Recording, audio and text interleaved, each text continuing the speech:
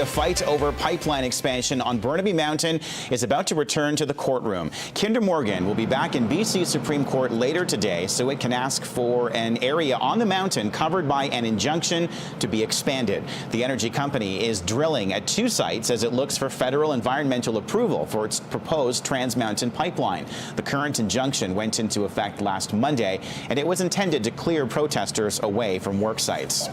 More than 90 people have been arrested for breaking the injunction on Burnaby Mountain, but Kinder Morgan suggests RCMP have been arresting people outside the boundary laid out in the original court injunction.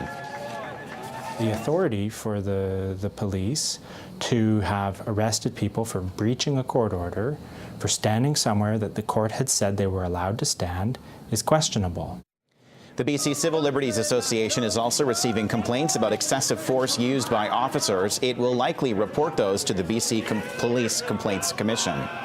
Vancouver police are looking for help in solving a very aggressive abduction attempt. A man approached a woman from behind at around 8 o'clock on Tuesday night near Prince Albert Street and East 10th Avenue. He dragged her to a minivan while hitting her in the head with an object. The man tried to pull her inside, but the woman was able to push him into the van and run away. She escaped with minor injuries, but is understandably traumatized.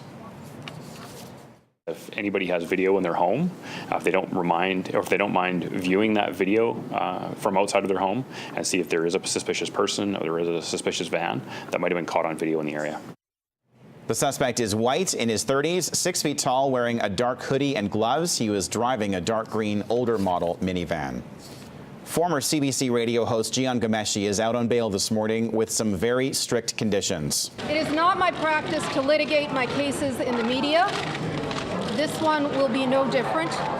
We will say whatever we have to say in a court of law. The 47-year-old must stay in Ontario, surrender his passport, have no contact with his alleged victims, and live with his mother.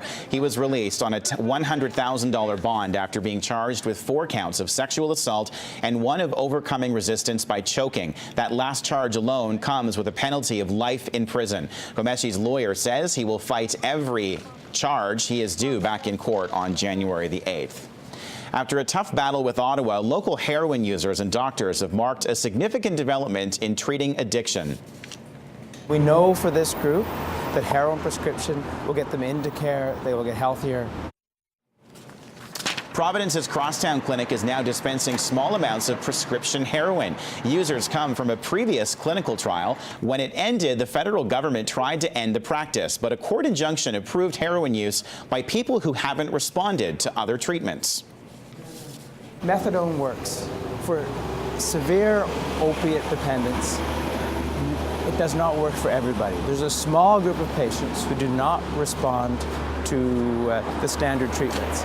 And this is a way to engage those folks, get them in care, get them healthier, and keep them in care.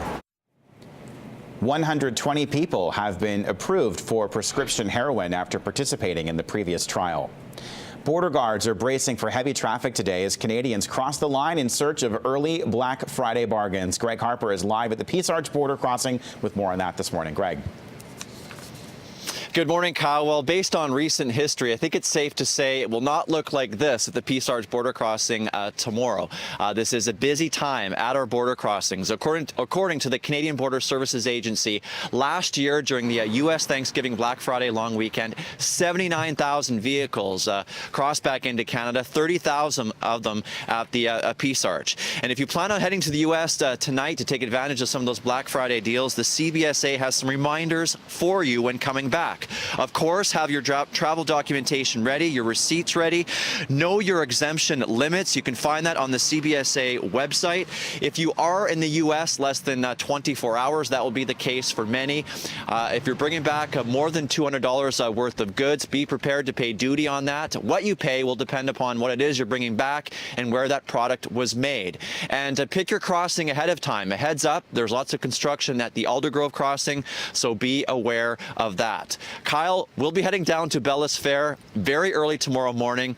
In previous years covering Black Friday, it's been extremely busy there. Lots of British Columbians, and there's been lots of lines here at the Peace Arch very early in the morning. We'll see if that's the case tomorrow. Kyle? Godspeed, Greg Harper, heading down south of the border tonight. Greg Harper live for us this morning at the Peace Arch. A beloved American tradition is just about to get underway. That is the annual Macys Thanksgiving Day Parade. This is a live look right now from the streets of New York City, where the parade is just getting underway. There's Thomas the Tank Engine. This year, 6 new giant balloons will float down 6th Avenue, including Thomas, the Pillsbury Doughboy, Pikachu, and the Red Power Ranger, just to name a few. We can tell you as well that more than, 3.5 million people expected to turn out on the streets of New York City today to watch the parade, and it'll be watched by about 50 million people at home. This is the 88th year of the Macys Thanksgiving Day Parade. So it's Thanksgiving in America today. That means turkey, stuffing, gravy. It also means football as well. NFL action on City right after breakfast television today. At 9:30, the Chicago Bears are in Detroit playing the Lions. Then at 1:30, catch the Philadelphia Eagles against the Dallas Cowboys. And at 5 o'clock over on Sportsnet Pacific, the Seattle Seahawks go head-to-head against the San Francisco 49ers. A coyote wandering the grounds of UBC has become a big hit on campus. Carter, as some are calling this wily predator, has become a social media sensation, picking up more than 4,000 Facebook likes in just 2 days. The Stanley Park Ecology Society's Coexisting with Coyotes program is happy to see so many people accepting of the animal, but it also has some tips on how to appreciate it safely. They shouldn't be feeding coyotes, and also just keep an eye out for people that are feeding coyotes, because that's the one thing that can really lead to unsafe encounters with coyotes. And the other thing is, if the coyote is hanging out in public spaces, we just want to make sure that that coyote isn't so comfortable so that it's getting scared. If it's getting within a few meters of people, that's a little too close.